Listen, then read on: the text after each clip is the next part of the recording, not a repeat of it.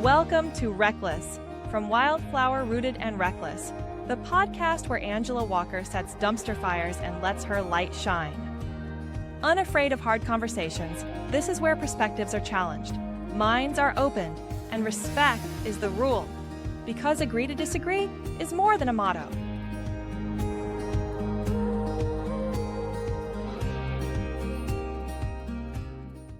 Hello and welcome to episode 4 of Reckless, part of the Wildflower, Rooted and Reckless podcast. I am Angela Walker. I have talked about before having an Enneagram coach. And for those of you that don't know what an Enneagram is, 1, I would say Google it. And 2, it's basically personalities. So a lot of times you'll hear about personality colors, blue, red, yellow, and green. I'm a yellow, actually. And sometimes you'll hear about them in numbers. I am a 9. It gets really interesting because it gets into like when you're an unhealthy 9, you can lean into a lower side of 6. And when you're an intentional 9, you can grow into a high 3. And I know for some people this sounds like a bunch of weird mumbo jumbo, but again, go to Google and ask Google about it and see what you think about it. And if you don't like it, then don't listen. And if you do, well, then here we are. So I got this Enneagram coach by accident through kind of feeling like I had lost myself, right? So through that whole metamorphosis goo stage stuff that I was going through, I was actually cleaning off my iPad, getting rid of some of my apps, and one of them was an Enneagram app, and it was like, oh, take this little free quiz to see which number you are, and I was like, whatever. So I took the quiz, and then it's like, you get a free coaching session, and so I have no idea to this day why I signed up for that coaching session. That is not my cup of tea. That is not something that, like, I have a pretty busy schedule. Okay, so dumping in, meeting with an Enneagram coach who is probably going to be some yo-yo and want my money was not on my list of things to do. But for whatever reason, I felt moved to do it. And I did. And I have never looked back. She is not a yo-yo. She is fantastic. And she has helped me immensely in learning myself and growing into myself through the challenges of life. So anyway, we had a session today. And one of the things that I have struggled with is I'm a lot of a person. I am probably a maximalist. I have a lot of opinions and thoughts and ideas, and I'm very creative, and it just kind of explodes out everywhere. And I can be really, really intense, and then I can be really, really withdrawn, right? And so pretty much I'm unstable. It's the conclusion we're drawing here. I'm just kidding, kind of. I have always been an advocator of myself, of others, of justice for all. I have never shied away from a difficult conversation. Oftentimes, I didn't even realize that I was like causing problems. There's a story that goes about my dad had bought these shirts from a apparel store, and he needed to return some of them to a credit card, and the store was not allowing me. I was young. I was probably just 18 years old, and the store was not allowing me to return the shirts on my dad's credit card. Okay. Trying to return the shirts. They're all brand new. They have the tags on them, onto my dad's credit card, which is the credit card that was used for the purchase in the first place. And I have a note from my dad because he grew up in a time where you could just write your kids notes for anything, and that just was the law. So the lady is like, no, he has to be there. And I call him, and he over the phone gives permission. And this is like a scenario I don't know why it was so important to get these shirts returned, but it was. And the lady was super rude about it. And I'm like, your policy literally says you can just refund it to however you use to purchase it. And she's just being a bitch. She just isn't going to have it, isn't going to cooperate. And the thing is, I know that she can do this. I know that this is allowed. It's in the policy. I mean, nobody's doing anything illegal here. Nobody's spending anybody's money. You're just refunding it back to the original payment. Okay. So this is not difficult, and she is just not having it. So long story short, I asked for a manager. Okay. I asked for a manager. She refuses. She just refuses. She wants me to leave. So I sit on the counter. I know. Okay. That was a little much. But anyway, I did. I sat up on the counter and I was like, I'll leave when you get me a manager. When a manager comes and tells me to leave, then I'll leave. So the manager comes, we explain things, and ultimately the manager goes ahead and refunds the shirts to the original payment method. Okay. I tell you this because that was just one small story of advocating for myself, or in this scenario, for my dad. So this goes on, my son who has special needs, I have had to advocate for him against doctors. And I mean, the worst are the ones that think that they're God. I've got a medical degree, so what I say goes, or if it's not in my textbook, it's not real. Listen, my son is living proof that that's not correct. Okay. And I have had to advocate for him.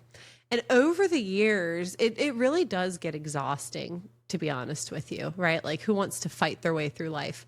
And I have learned to kind of pick my battles and not climb all the hills, and learn which ones I'm willing to die on. But also this thing started happening where this whole Karen thing, okay, where there were people that were completely out in left field, right? If I went with some rando shirts and a receipt and was like, I want to return these for cash. Yeah, by all means. Stand on that. Okay. Stand on that. Absolutely. That's outrageous. And if I were then to ask for a manager, yes, then I would be a huge problem. Okay. But if I'm asking you to do something that is within the realm of morally sound, legal, allowed through your policies and procedures, there's no reason for you not to do it. Right. And so if you're just going to be a jerk that day and make me push to where it escalates, it's basically one of us has to back down. Right. And it's just not going to be me. And that's okay. Why is it okay for it to not be the other person, but it has to be me? That's bullshit. So this whole Karen thing kicks off. And of course, as things do, it basically devolves into anybody who stands up for themselves is now a Karen, is now called a name. Okay. And what used to be endearing, okay, what used to be encouraging for others to also stand up for themselves it's now frowned upon.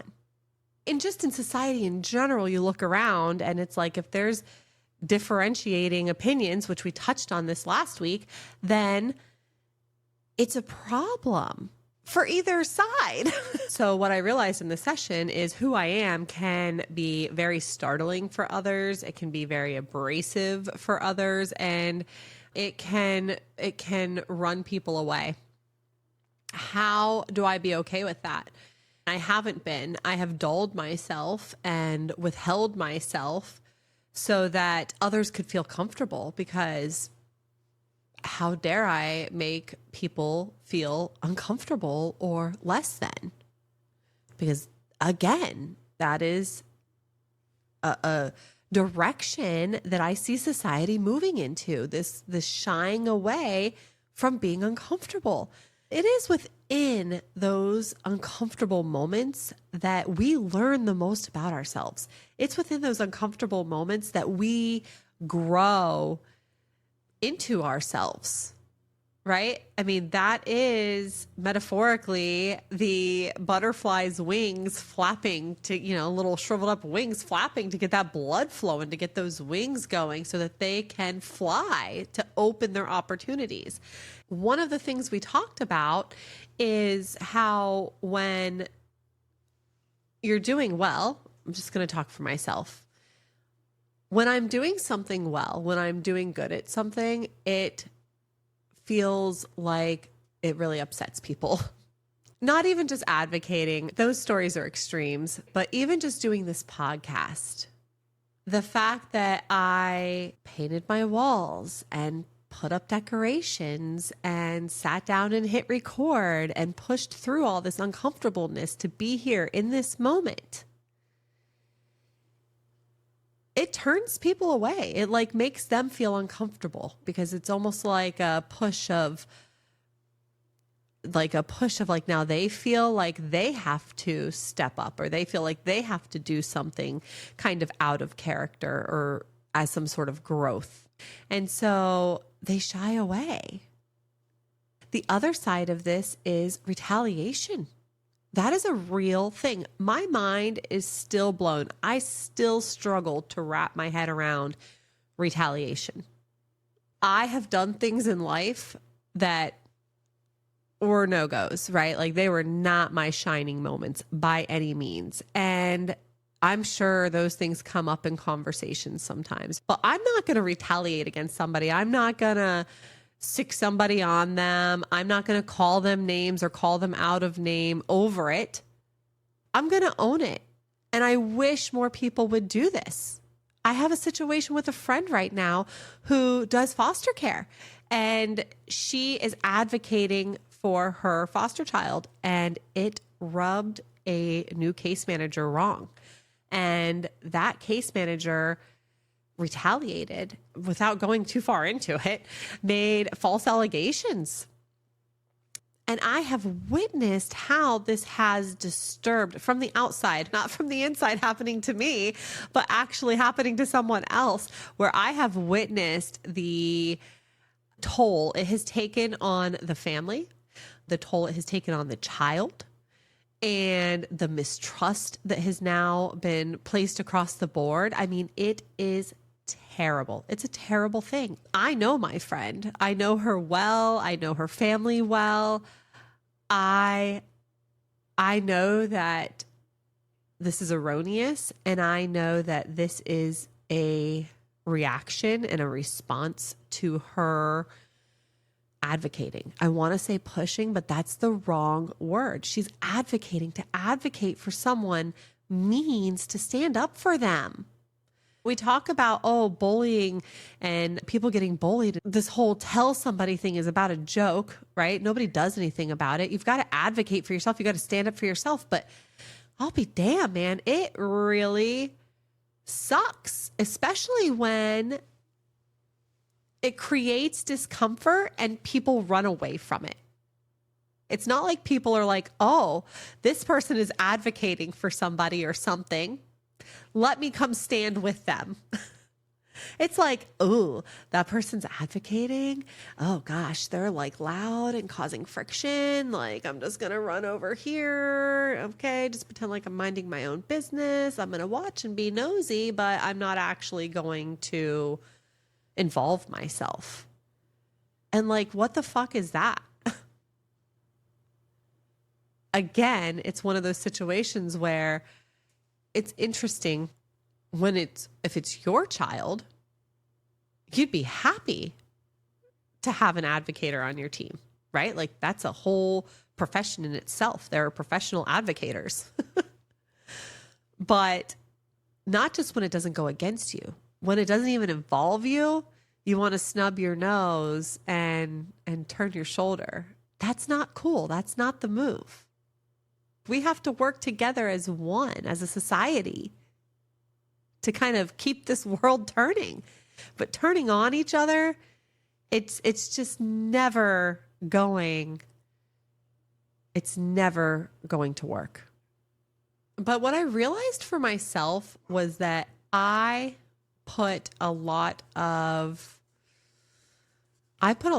responsibility on myself for others' feelings or emotions or comfortableness. It's just interesting to me too that the more you find yourself and the more you become confident and comfortable in yourself, it seems to want to scare people away. So like the more you kind of shine bright like a diamond, like some people flee. But what I've realized is sometimes that bright light that runs those people away is also the light that shines further out to where you're going. Like it illuminates people you haven't even met yet, opportunities you didn't know existed. They talk about doors being open or windows being open, but imagine an entire universe that you didn't even know existed because your light didn't shine bright enough to even see it. So the session today was really about coming back to myself and not being so worried about who I might offend or who I might upset or who's going to judge me or say I'm not godly enough because I say cuss words, or I'm not a good enough mom because my kids have made less than stellar choices at times. The interesting thing is you realize people are going to shy away from you when you are your authentic self and when you're not your authentic self for that matter. And you're not going to be everybody's cup of tea.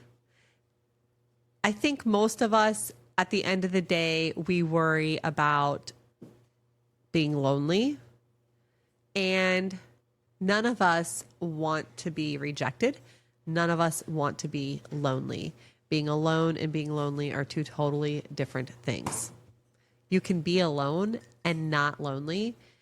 You could be in a room full of people and be lonely as hell. And so with that, I would say always be yourself. Always shine bright. Don't let anybody dim your light, especially just to make them feel comfortable. You cannot control. I cannot control how other people feel. I cannot control how other people are going to receive me. All I can control is myself, and even that's barely. So with that, we wrap up another episode of Reckless, and we look forward to seeing you next week.